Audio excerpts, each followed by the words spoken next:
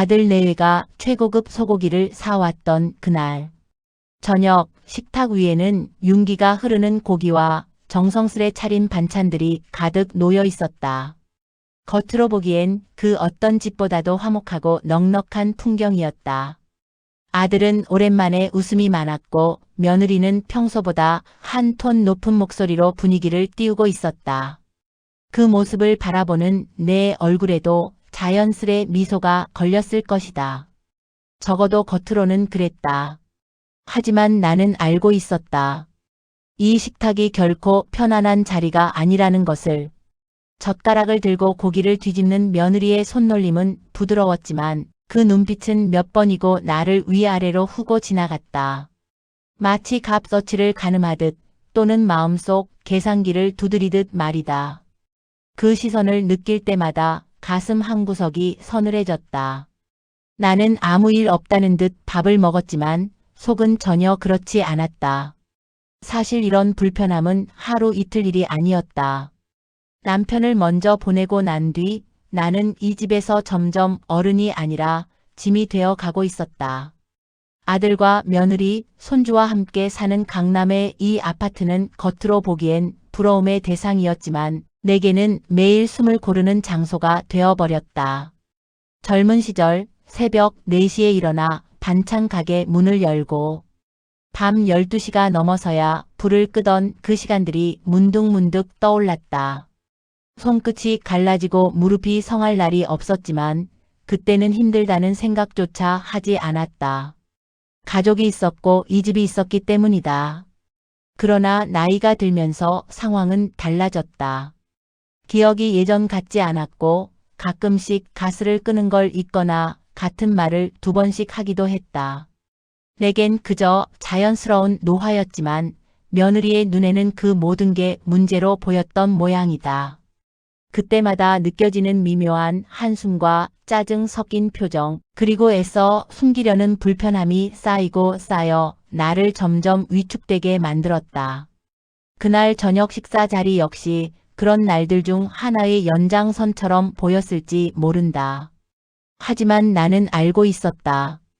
이 불편함의 시작은 훨씬 이전 아주 사소해 보이는 한 사건에서 비롯되었다는 것을. 겉으로는 웃고 떠들던 이 식탁이 왜 이렇게 차갑게 느껴지는지 그 이유는 바로 그날 마트에서 우연히 마주친 장면에 있었다.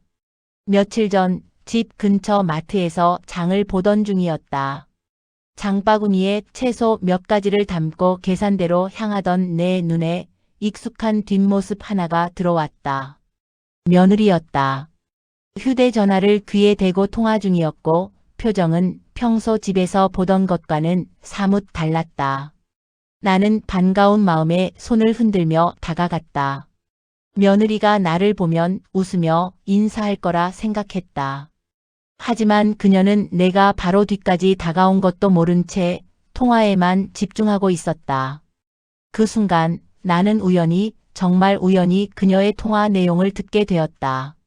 일부러 들으려 한 것도 아니었고 엿듣고 싶어서 멈춰 선 것도 아니었다. 그저 몇 걸음 떨어진 거리에서 귀를 막을 수도 없었던 상황이었다.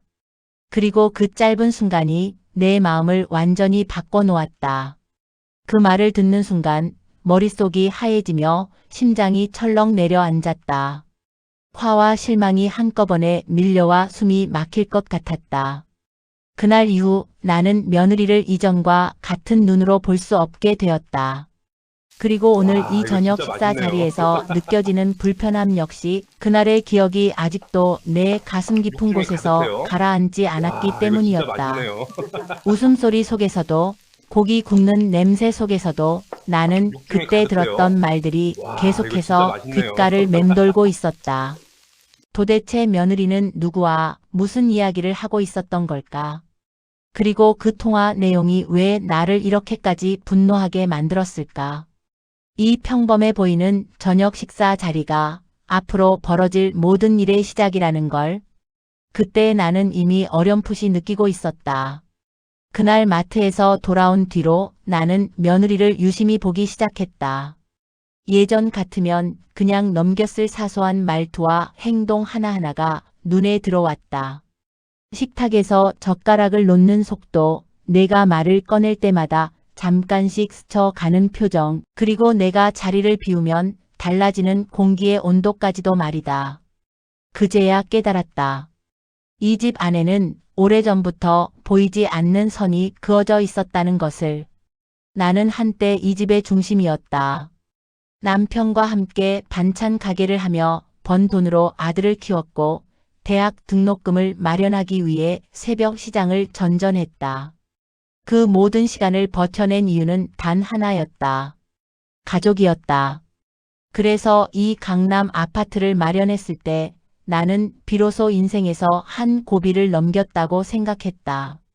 이 집은 내 노후이자 우리 가족의 기반이었다. 하지만 시간이 흐르면서 그 집은 더 이상 가족의 보금자리가 아니라 20억짜리 아파트로 불리기 시작했다. 특히 며느리의 시선은 점점 집 그 자체에 머무는 듯 했다. 나를 걱정하는 말보다 집값 이야기가 먼저 나왔고 내 건강을 묻는 말보다 관리비와 세금 이야기가 더 많아졌다. 그때마다 나는 애써 웃으며 넘겼다. 괜한 오해를 만들고 싶지 않았기 때문이다. 그러나 마음속 어딘가에는 묘한 불안감이 자라나고 있었다. 혹시 내가 늙어간다는 이유만으로 이 집에서 점점 밀려나고 있는 건 아닐까. 그 불안은 내가 깜빡 실수를 할 때마다 더 커졌다. 가스불을 끄지 못했을 때 며느리는 크게 한숨을 쉬었고 그 소리는 마치 나를 탓하는 경고처럼 들렸다. 나는 그저 나이가 들었을 뿐이었다. 아직 내 정신은 또렷했고 누구보다도 이 집의 가치를 잘 알고 있었다. 그런데도 점점 불안 요소로 취급받는 느낌을 지울 수 없었다. 그리고 그 모든 의심이 확신으로 바뀐 계기가 바로 그 마트에서의 통화였다. 며느리의 통화 내용은 처음엔 평범하게 들렸다. 누군가와 일상적인 대화를 나누는 듯 했다.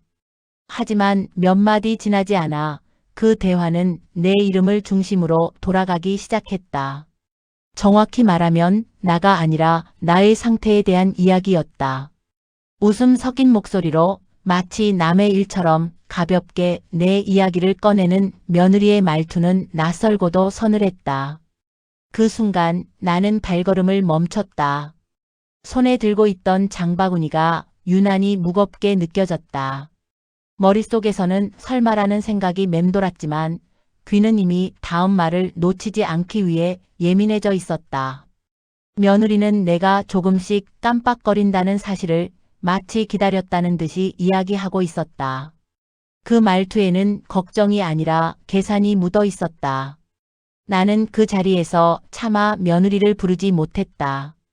반가운 마음으로 손짓하던 손은 어느새 힘없이 내려와 있었다. 그저 몇 걸음 뒤에서 듣고 싶지 않은 이야기를 들어야 했다. 한마디 한마디가 심장을 쿡쿡 찔렀고 숨이 막히는 기분이 들었다. 그동안 내가 느꼈던 불안과 의심이 틀리지 않았다는 걸 인정해야 하는 순간이었다. 집으로 돌아오는 길은 유난히 길게 느껴졌다. 엘리베이터 안에서 거울에 비친 내 얼굴은 생각보다 담담해 보였다. 하지만 속은 전혀 그렇지 않았다. 평생 가족을 위해 살아온 사람이 이렇게 가볍게 처리 대상처럼 이야기되고 있다는 사실이 나를 무너뜨렸다. 그날 밤 나는 잠을 이루지 못했다. 며칠 동안 나는 아무 일도 없었던 사람처럼 지냈다. 며느리에게도 아들에게도 마트 이야기는 꺼내지 않았다. 그 대신 조용히 생각했다.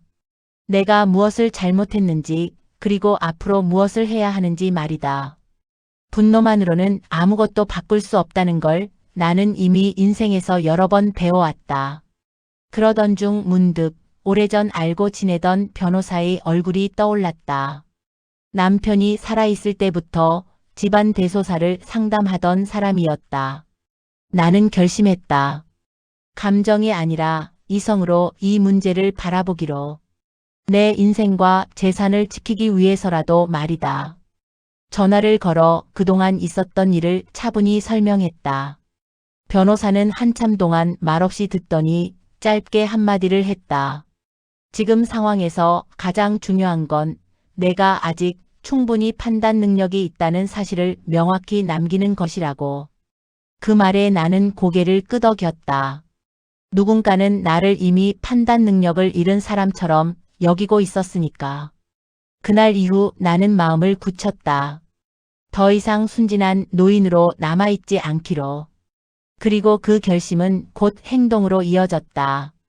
나는 일부러 더 느리게 움직이기 시작했다. 같은 말을 반복하고 사소한 일을 잊어버린 척했다. 며느리는 그럴 때마다 점점 더 노골적인 표정을 지었다. 나는 그 표정을 놓치지 않았다. 짜증과 초조함, 그리고 묘한 기대감이 섞여 있었다. 아들은 여전히 아무것도 모른 채였다. 그저 일이 바쁘다는 이유로 집안 분위기를 깊이 들여다보지 않았다. 나는 그 점이 가장 마음 아팠다. 하지만 지금은 감정을 앞세울 때가 아니었다. 모든 것은 순서가 있었다. 며칠 뒤 나는 일부러 아들과 며느리를 불러 앉혔다. 혼자 살기 힘들 것 같다는 말과 함께 요양원 이야기를 꺼냈다. 며느리는 겉으로는 말렸지만 눈빛은 숨길 수 없었다. 그 반짝임을 보는 순간 내 선택이 틀리지 않았다는 확신이 들었다. 재산 정리를 하고 싶다는 내 말에 며느리는 누구보다 적극적이었다. 서류 준비부터 공증 일정까지 마치 오래전부터 기다려왔다는 듯이 움직였다. 나는 그저 조용히 고개를 끄덕이며 따라갔다. 공증 사무소에서 서류를 읽는 동안 며느리는 내 얼굴보다 서류에 더 관심이 많아 보였다. 도장을 찍는 순간 나는 이상하리만큼 마음이 편안했다. 평생 피땀 흘려 모은 재산을 어디에 써야 할지 그 답을 이미 알고 있었기 때문이다. 공증이 끝났다는 말이 떨어지자 며느리의 얼굴에는 숨길 수 없는 흥분이 스쳤다. 그날 밤 나는 방 안에서 조용히 웃었다. 모든 것이 계획대로 흘러가고 있었다. 요양원에 간다는 날 며느리는 유난히 친절했다. 자주 찾아오겠다는 말과 함께 필요하면 언제든 연락하라고 했다. 하지만 그 말이 진심이 아니라는 걸 나는 알고 있었다. 짐을 정리하고 차에 오르면서 이 집과 작별을 고했다. 오래 살았던 공간이었지만 더 이상 미련은 없었다. 요양원에 도착하자마자 나는 곧바로 다른 선택을 실행에 옮겼다. 이미 준비는 끝나 있었다. 나를 맞이한 곳은 요양원이 아니라 새로운 삶의 시작이었다. 다음 날 집을 팔기 위해 부동산에 갔다는 소식을 들었다. 그리고 곧이어 들려온 전화 속 며느리의 목소리는 이전과 전혀 달랐다. 당황과 분노가 뒤섞인 목소리였다. 집주인이 바뀌었다는 사실, 그리고 이미 기부 등기가 끝났다는 사실을 알게 된 것이다. 그제야 나는 전화를 받았다. 차분하게, 아주 차분하게 그동안의 이야기를 꺼냈다. 마트에서 들었던 통화, 그 말들이 내 마음에 어떤 상처를 남겼는지 말이다.